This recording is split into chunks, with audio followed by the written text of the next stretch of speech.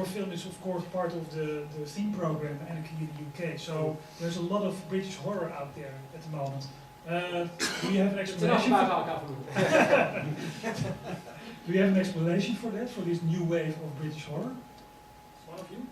Oh, yeah, I mean, we both have thoughts on it, I'm sure. But I mean, I guess there's a sense, obviously, from people making these films that they are cost-effective to make, that they can make them at a certain price because it's, you know, sort of young actors getting killed.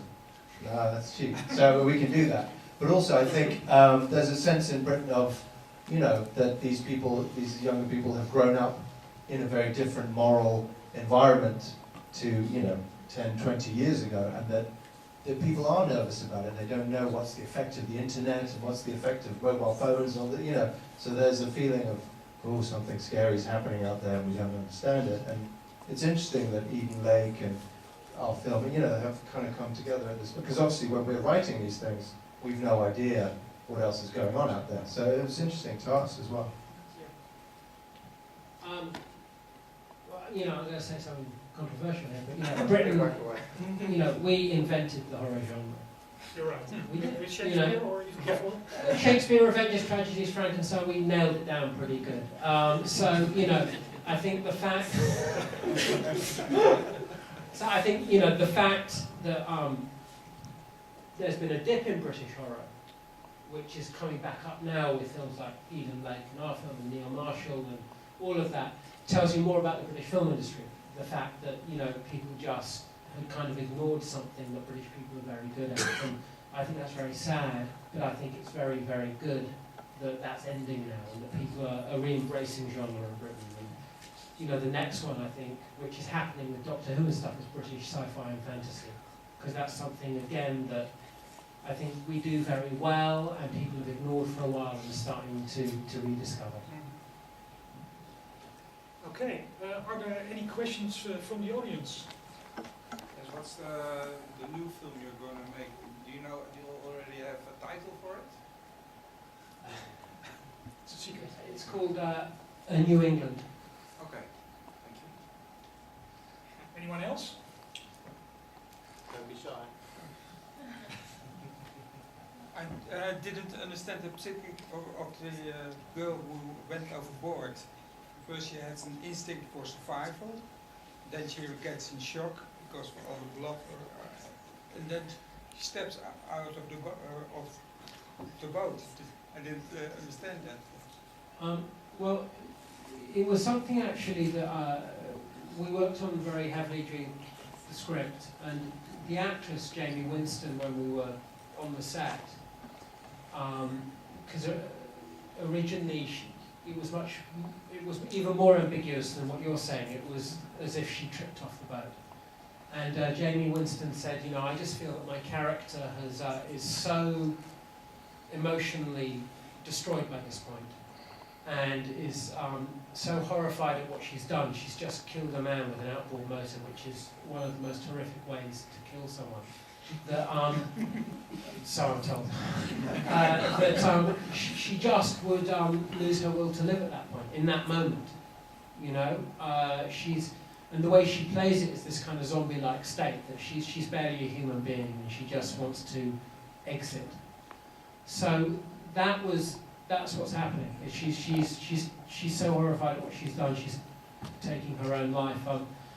You're not the first person to raise this. You know, I think personally, her instincts were right, and that I think that, you know, it is very believable a character in that kind of hell would just make a decision like that.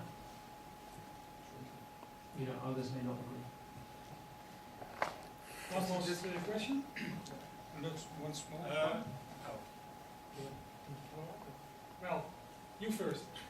Okay, were you limited by some, I don't know how to say, some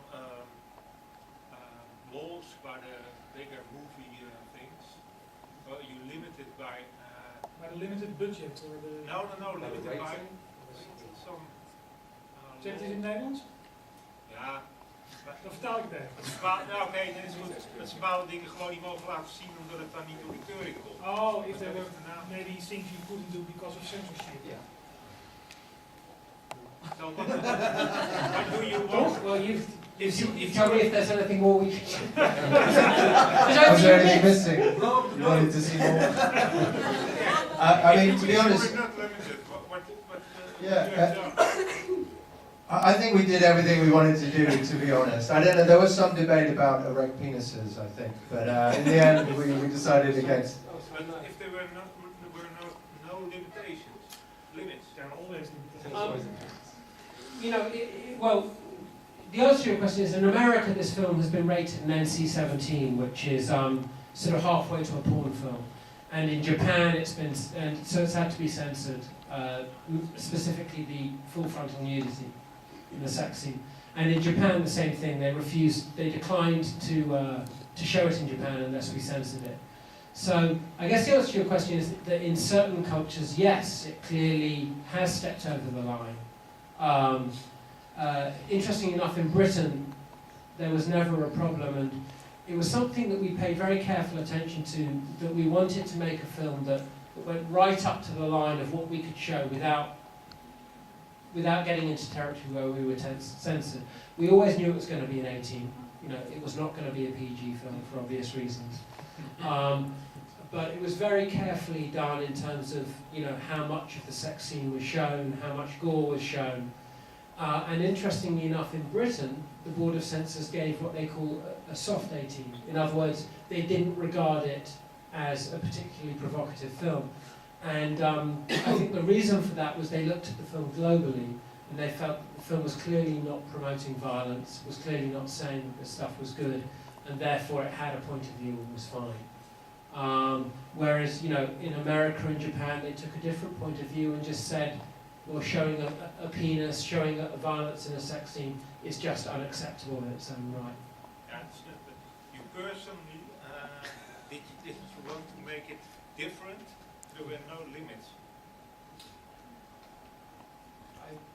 I don't think so. I mean, I think, you know, we as filmmakers, we exist in our own culture. You know, we're not trying to, we didn't have a mission to sort of expand that, I don't think. I think we did pretty much what we set out to do, and hopefully, you know, we achieved what we set out to do. Okay. Thank you. Jij misschien de laatste vraag? No, you already answered my Okay. Okay. One more. Oh, one more. The actors. Yeah. Are they professional actors or just? They were certainly professional actors. I mean, Olly, do you want to talk us through? Yeah. Yeah, no, they were all professional actors, very good ones. The casting process of the film took 7 months whilst we were writing the script. The film was being cast at the same time, and basically we went to all the best agents in Britain and said, we want your young people, the ones who we haven't seen before, because one of the great benefits of doing a low-budget film is you don't have to cast stars. You can cast whoever you like. So Britain, one of the great resources we have is we have fantastic actors, with fantastic training for actors, and they're desperate to get out there. So we managed to find not only very good actors, but actors who were genuinely brave and willing to do the material. And as the casting process went on, in fact, there were several actors who dropped out, said, you know what, I just can't do this. I was always very open with the actors that, you know, the sex scene in particular was going to be shot very realistically, that there would be nudity. I wasn't going to shoot a porn film, I wasn't going to shoot erections or, you know, anything like that, but they would be naked and you would see all of them.